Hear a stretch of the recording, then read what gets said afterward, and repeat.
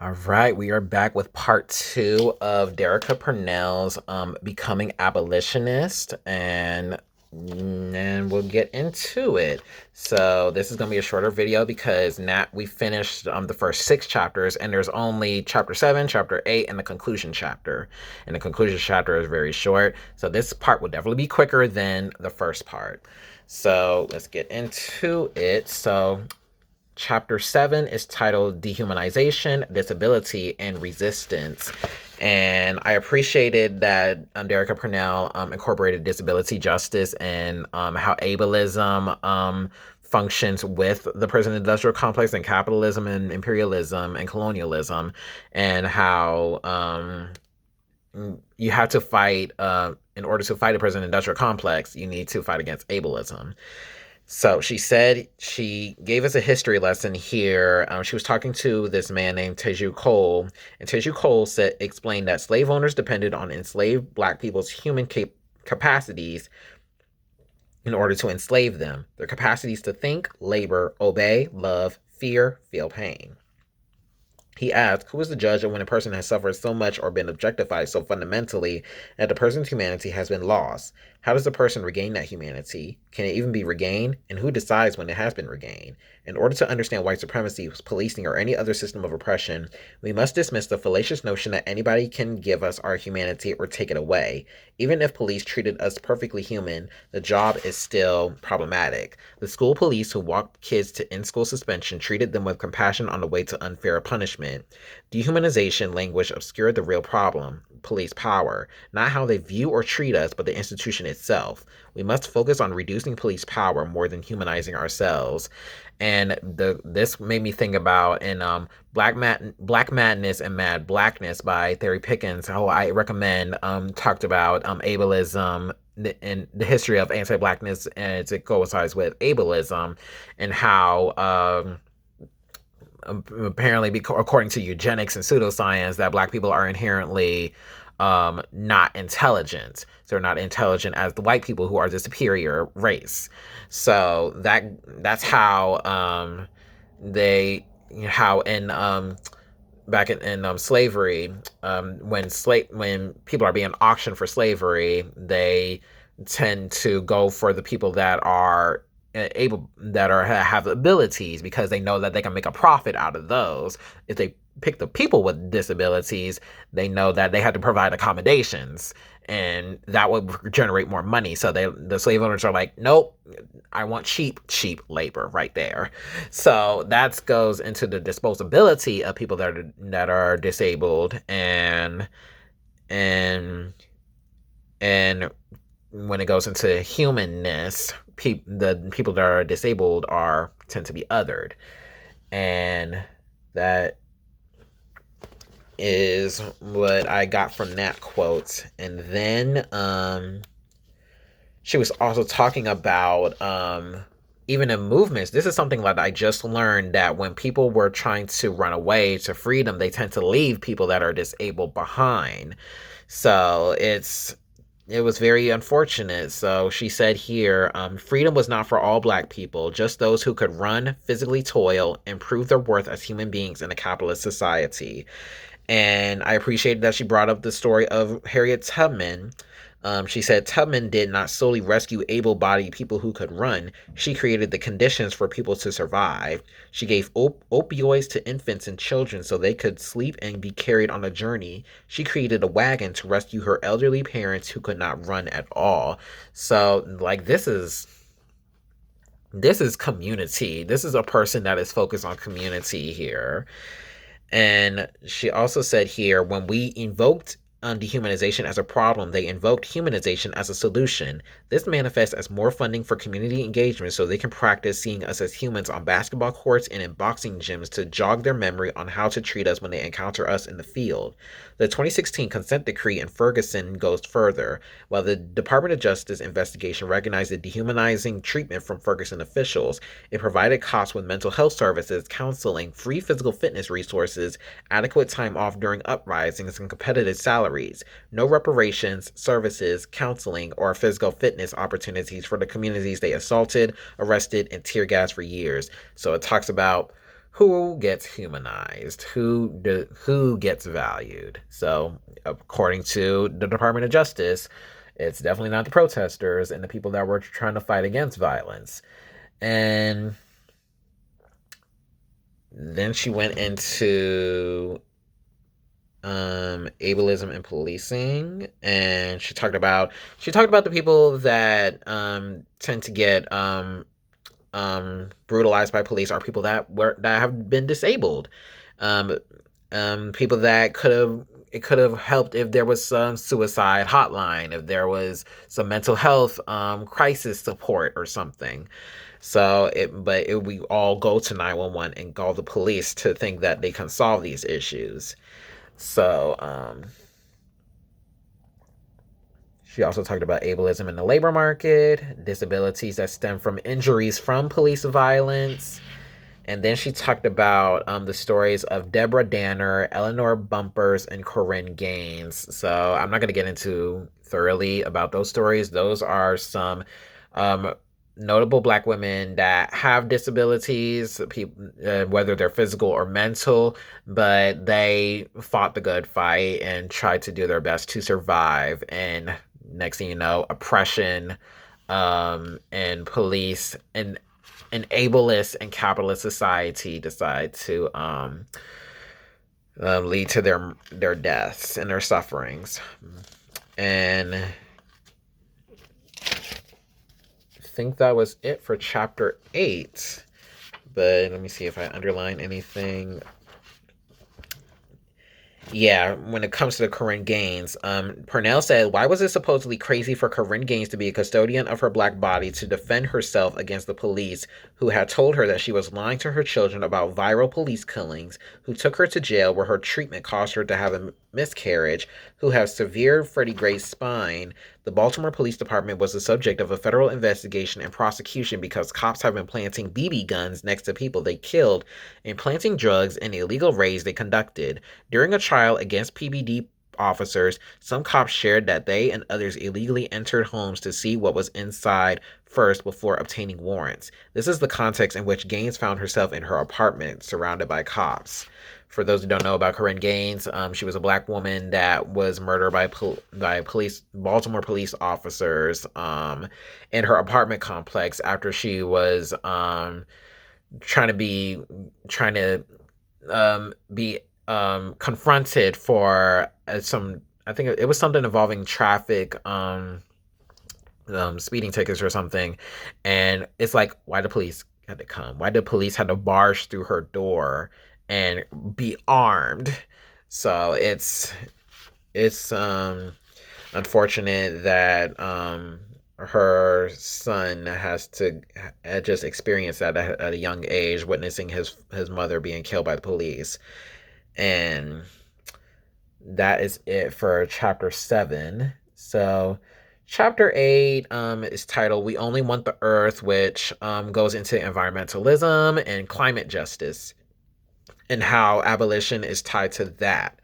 So she's talking about global warming and how heat is exposed in certain areas and temperatures are rising, particularly in Black communities, Black and the poor communities, and those tend to be the places where crime happens to be increased and during the summer too. So she goes into like how the hotter places tends to be the ones that have a high percentage of crime. And when it's like when there's no air conditioning and all that stuff, you tend to go do what you have to do to survive, and then there comes police. And then she talked about disasters that happened during the Great Migration. She was talking about particularly the Dust Bowls and the bum blockade. So the Dust Bowls were some powerful sandstorms that happened because there was no adequate infrastructure provided to the communities that Black people were trying to migrate, those big urban areas during the Great Migration, and a lot of people died. And then the bum blockade, it was this employment delves more into like employment discrimination, and that was like one of the most major cases of employment discrimination in the United States, and is very most prominent, and how that leads to like unstable conditions that go into workplaces, and how that's tied to toxic environments. So it's like being a toxic environment's literally toxic. And then she talked about disaster capitalism, which if y'all know journalist Naomi Klein, she delves more into disaster capitalism, where she talks about like certain disasters happen in certain communities because the government does not provide the conditions for those communities, i.e. Hurricane Katrina, i.e. Puerto Rico, and those places. And Purnell says here, increased wealth for white people could increase access to relief such as housing, school, healthcare, and clean air, and decreased wealth for black people following disastrous storms could equate to precarious living arrangements, employment, and health outcomes. The disproportionate financial outcomes have carceral consequences. The precarious lives and downward mobility of internally displaced black migrants increase their contact with cops during times of survival. So, and then this is something that I learned. She talked about environmental degradation that happens in prisons. So a lot of toxicity happens in prisons. Like prisons don't get cleaned effectively. So a lot of prisoners tend to get sick. A lot of prisoners tend to get diseases. And she talked about this person named Jordan Mazurek, who was leading the campaign to fight toxic prisons. That was a collective that uses grassroots organizing, advocacy, and direct action to challenge the prison system on the grounds of environmental justice and earth liberation. And she said, Jordan echoed this point, explaining that governments build prisons near and on top of hazardous waste sites because the land is cheap to buy. People who are detained in toxic jails and prisons risk diseases, cancers, and death as a consequence, and often guaranteed income of their confinement. Every prison is toxic, whether environmentally toxic to the people inside it and to the land on which the prison is built, or socially toxic to our communities deemed disposable by capitalism, white supremacy, and settler colonialism, and thus targeted by the criminal justice punishment system. So I didn't know. I don't think I know. I think I know, but I didn't really know that prisons tend to be hit the hardest when it comes to environmental disasters like hurricanes, tornadoes, and all that. So the government knows where to put prisons and put the people that are disposable and then neglected.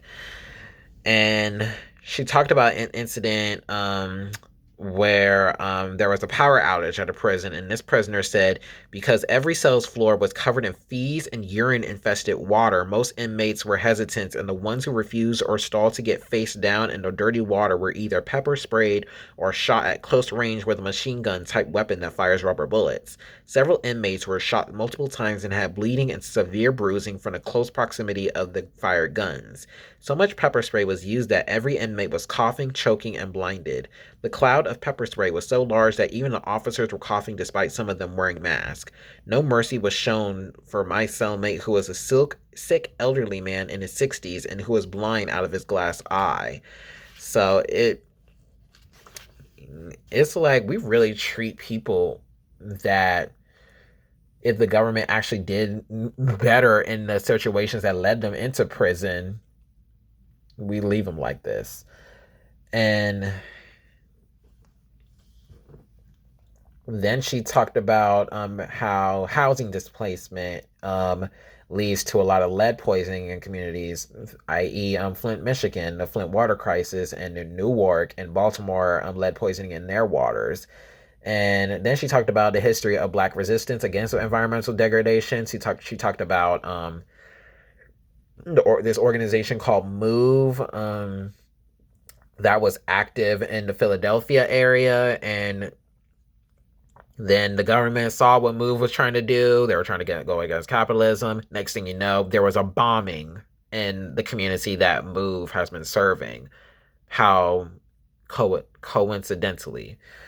And then she talked about the history of Black women that were withholding their rent and rent strikes. And then she talked about the Red Deal, which was the Red Nation, an indigenous group. They created this thing called the Red Deal, which is references the New Deal and the Green New Deal. And in this one, it's it's more riskier and more radical than the current Green New Deal that's popular right now. She said, indigenous actors from the Red Nation have demanded the Red Deal, a policy proposal to stop climate change and environmental degradation and advance comprehensive prevention to harm in the first place. So it's anti-capitalist and anti-colonial, which, the United States ain't gonna do that. And now we are on the conclusion. We are in the conclusion chapter. So Purnell started off the conclusion chapter talk about child protective services and foster care and how the prison industrial complex works with those. So it talks a lot about family displacement and family punishment, and how it's like if there was like actual care given to the community, people wouldn't be in the situations where children had to be taken from their homes, probably homes that are probably not even abusive. It's just that people see the police trying to think that the police can help them do what they think they're doing. And it went into the violence in the foster care system. And then she talked about Micaiah Bryant, who, if you don't know who Micaiah Bryant is, she was a black girl that was murdered like right after the Derek Chauvin Derek Chauvin has been convicted for murdering George Floyd. A black girl in Columbus, Ohio. She was shot and killed by police after her sister tried to call police for trying to protect them from some neighborhood bullies. So she's the one who needed help, and then the police shot and killed her. So it shows you about the disposability in the people of children in the foster care system. And Purnell says here, for George Floyd, we will never know what justice for him might look like because justice requires the participation of the impacted. The dead cannot participate. Chauvin was punished and will fight tooth and nail to appeal the decision to avoid prison, the place where we send mostly poor, black, and disabled people to suffer. So that's a full circle from an earlier chapter that says that. And she says here, the goal is not to replace cops with other people to police our neighborhoods. The goal is to begin eradicating the reasons why we call cops in the first place, and organizers and community members must be tasked with completely changing the dynamics of the area, not just the people who respond to calls. That is partly what abolition is, eradicating the prison industrial complex and harm at the same time, over time, to make both obsolete. And she also put in perspective here, slaves and sharecroppers who toiled for hours and invented medicines and machines worked hard, and capitalists stole their earnings on the fields, then stole their children's earnings in the factories, then stole their grandchildren's earnings in the penitentiary. So it goes into the generational cycles of oppression and how it affects not even just you, but it affects your children, but not even your children, just the generation after you, the generation after next, and the generation after next. And what are you actually going to be doing about it? You need to lay a blueprint or create some sort of material so freedom can actually happen. And then she talks about people what do people call 911 mostly for? And it's mostly complaints, mostly wellness checks or something like that, stuff you don't even really need police for. You can just get a neighbor to go check on you or something like that.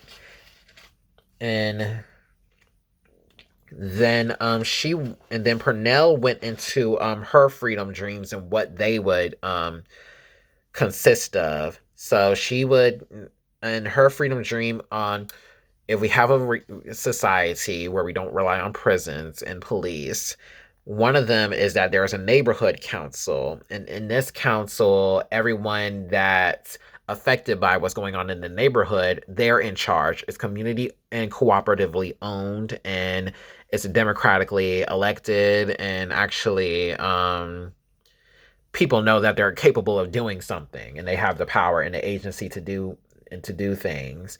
So she said neighborhood and block associations, 24-hour childcare centers, a center that caters to art, mediation, and conflict resolutions, health clinics, which made me think about Black Panther Party because they were hosting free health clinics, and green teams. So who's responsible for trash pickup and stuff like that, and composting. And Purnell says, but people are not fighting over trash dumps and corporations in the world that I ultimately want. There and some tomorrow, I hope that neighborhood councils mainly fight over color themes for street festivals, not whether the bulk of spending needs to go to police and permits for security. I want council members to be annoyed with each other because the community garden is running out of space for new fruits and vegetables, and it's taking longer than expected to determine whether to expand the smallest garden or open a third location. I want new kinds of controversies for the democratically elected boards, like reserving a town hall to discuss lowering the age for voting on neighborhood issues so that more youth can be eligible to participate. We deserve new kinds of problems. And that is it. So that is Becoming Abolitionist by Derecka Purnell. And thank y'all for taking the time to watch this two-parter. Yes, check out, again, I want y'all to check out the No Name Book Club. I'll put the link in the description box below of the No Name Book Club that I just met, because the books of January were Becoming Abolitionists by Derecka, and a book about Mumia Abu-Jamal, and a woman named Joanna Fernandez, who's very close to Mumia Abu-Jamal, was in that call, and they were talking about the prison industrial complex and the political prisoners that are still currently incarcerated. So thank y'all. Take care. Please follow my reading list Instagram at Raisin Souls, and my personal Instagram at Intellectual Albert. So peace, take care, and have a good day.